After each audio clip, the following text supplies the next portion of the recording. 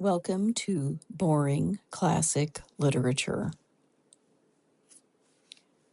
All of the stories and poems read on this channel are read by me, a real person. Thanks for listening. And if you like these videos, please like the video and subscribe to the channel. Today I'm reading The Oval Portrait by Edgar Allan Poe.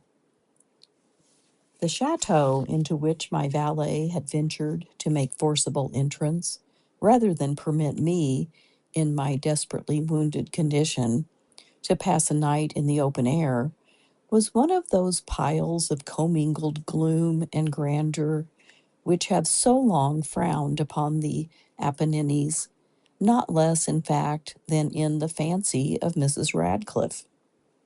To all appearance, it had been temporarily and very lately abandoned. We established ourselves in one of the smallest and least sumptuously furnished apartments. It lay in a remote turret of the building. Its decorations were rich, yet tattered and antique.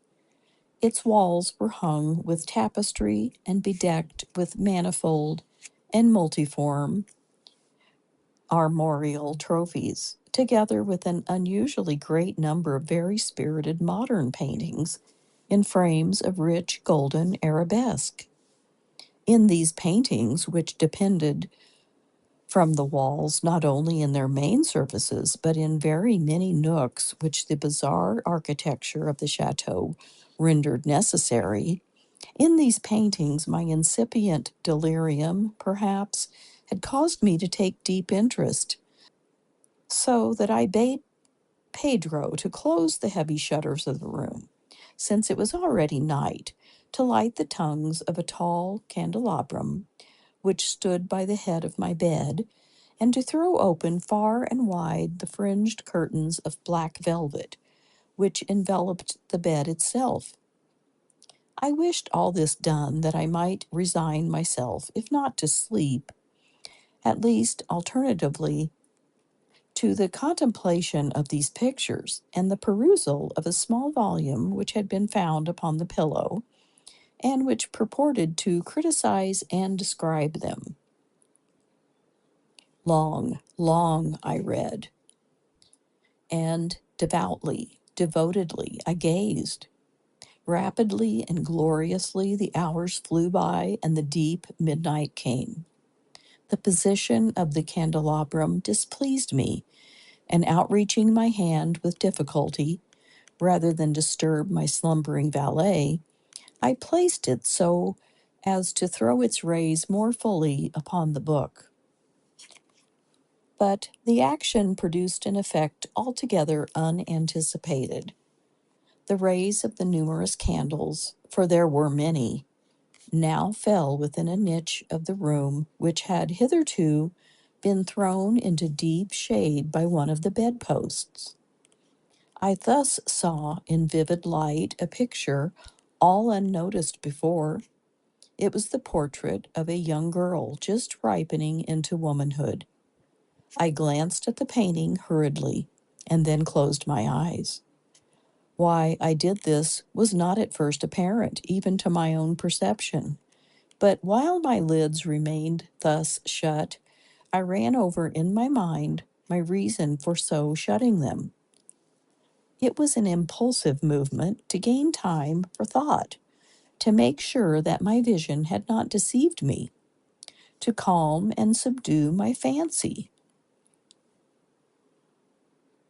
for a more sober and more certain gaze.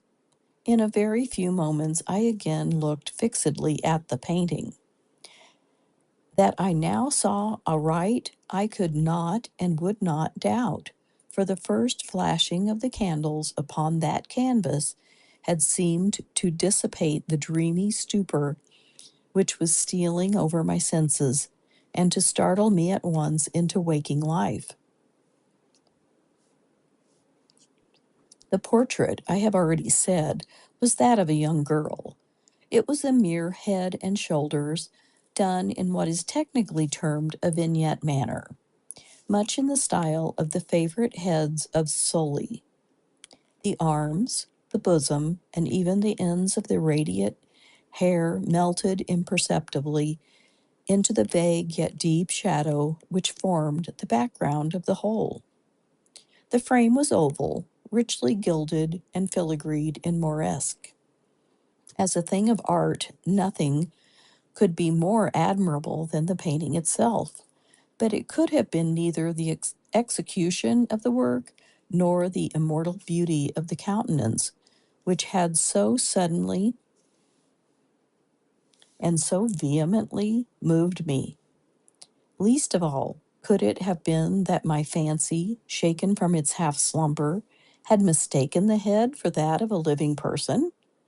I saw at once that the peculiarities of the design, of the vignetting, and of the frame must have instantly dispelled such idea, must have prevented even its momentary entertainment. Thinking earnestly upon these points, I remained for an hour perhaps, half sitting, half reclining, with my vision riveted upon the portrait. At length, satisfied with the true secret of its effect, I fell back within the bed. I had found the spell of the picture in an absolute life-likeliness of expression, which at first startling, finally confounded, subdued, and appalled me. With deep and reverent awe, I replaced the candelabrum in its former position. The cause of my deep agitation being thus shut from view, I sought eagerly the volume which discussed the paintings and their histories. Turning to the number which designated the oval portrait, I there read the vague and quaint words which follow. She was a maiden of rarest beauty, and not more lovely than full of glee.